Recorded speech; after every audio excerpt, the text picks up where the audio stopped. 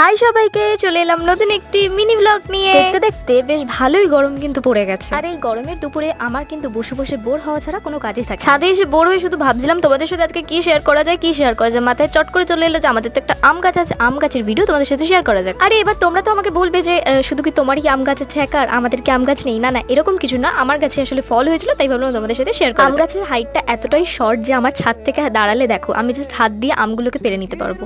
আমি কিন্তু আমটা মতো পছন্দ করি না, আম খাইও না বলতে গেলে।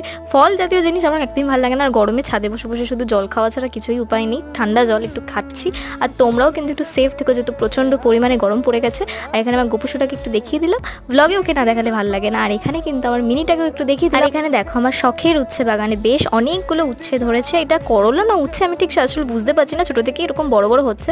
মা বলছে কিন্তু উচ্ছেই, দেখা যাক ফলটা হোক, তারপর একটু জল টল দিয়ে দিলাম, যেহেতু এত গরমে ওদেরও জল দরকার। তো চলো আজকের মতো বাই।